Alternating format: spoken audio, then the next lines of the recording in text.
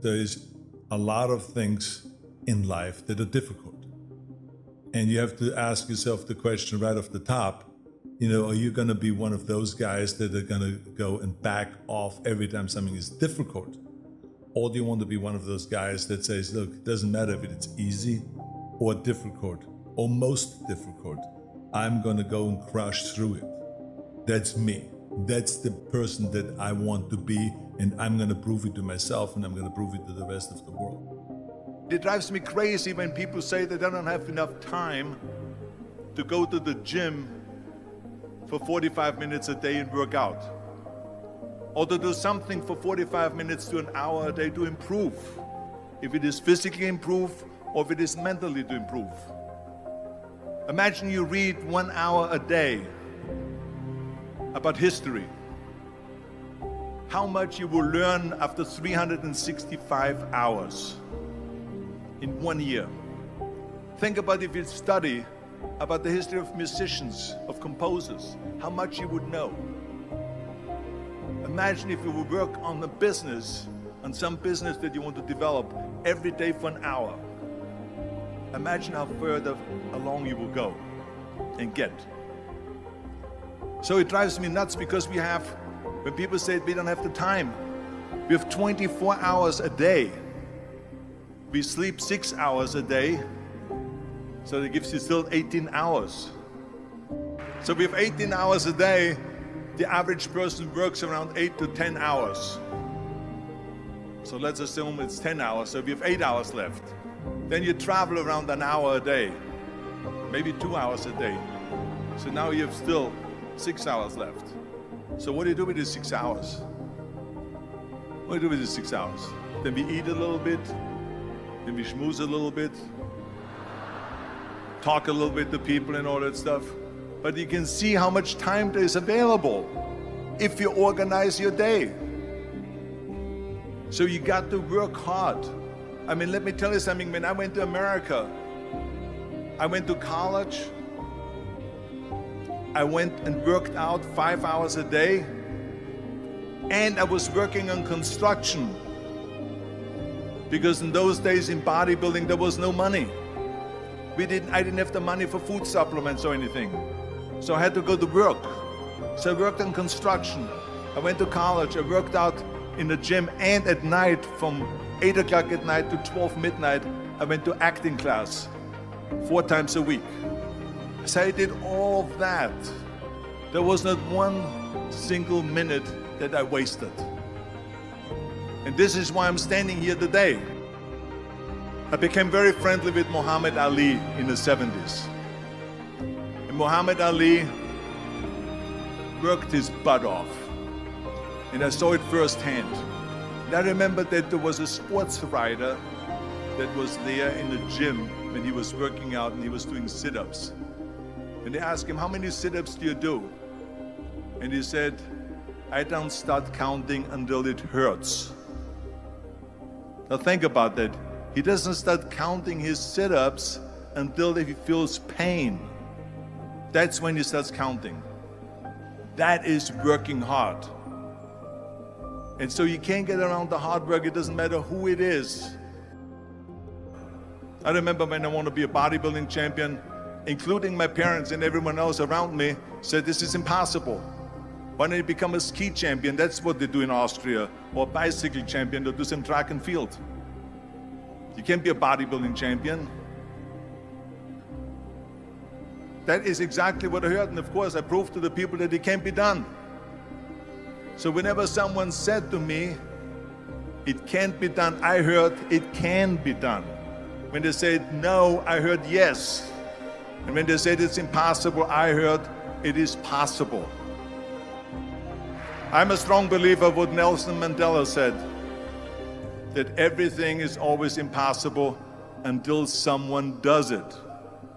Well, I'm going to be the one, I said to myself, I'm going to do it and I'm going to show it to them. Maybe it has never been done before. That's perfectly fine with me. But I'm going to do it. And I did not listen to the naysayers. I hate Plan B. And I tell you why. because we have so many doubters, as I've said earlier, the no-sayers. We have so many of those people that say no and you can't do it, it's impossible. That is okay because we just turn off, as I said earlier, and we listen and we hear the no being a yes. You can't do it, you can do it, and all of that. So that is possible to do that amongst all the negative people around you. But when you start doubting yourself, that's very dangerous. Because now what you're basically saying is that if my plan doesn't work, I have a fallback plan, I have a plan B. And that means that you start thinking about plan B, and every thought that you put into plan B, you're taking away now that thought and that energy from plan A. And it's very important to understand that we function better if there is no safety net, because plan B becomes a safety net. It says that if I fail, then I fall and I get picked up and I have something else there that will protect me. And that's not good, because people perform better when there's no safety net. People perform better in sports and everything else if you don't have a plan B. I'm telling you, I've never ever had a plan B. I made a full commitment that I'm gonna go and be a bodybuilding champion. I made a full commitment that I'm gonna be in America. I made a full commitment that I'm gonna get in the show business and I'm going to be a leading man. No matter what it takes, I will do the work. I will do the work over and over and over until I get it. And the same was in politics and everything like that. So to me, it is very dangerous to have a plan B, because you're cutting yourself off from the chance of really succeeding. And the reason, one of the main reasons why people want to have a plan B is because they are worried about failing. What is if I fail, then I don't have anything else? Well, let me tell you something, don't be afraid of failing, because there's nothing wrong with failing. You have to fail in order to climb that ladder. There's no one that doesn't fail. I failed in bodybuilding. I lost bodybuilding competitions. I lost powerlifting competitions. I lost weightlifting competitions. I had movies that went in the toilet and that were terrible and got the worst reviews. And in politics, I remember I had many of the initiatives on the ballot, and we lost. Hey, we all lose. We all have losses. This is okay. And this is why I say don't be worried about losing, because when you're afraid of losing, then you get frozen. You get stiff. You're not relaxed. You got to be, in order to perform well in anything, if it's in boxing or if it is on your job or with your thinking, is only happening when you relax. So relax. It's okay to fail. Let's just go all out and give it everything that you got. That's what it is all about. So don't be afraid to fail. Michael Jordan said in one of his interviews, when they said, "You're unbelievable, you're the greatest basketball player of all times." I mean, tell me about that. And he says, well, you're just mentioning the successes. But he says, for me to become the greatest basketball player, I missed 9,000 shots when I was playing basketball at the NBA games. So during these games that he was so successful, he missed 9,000 shots.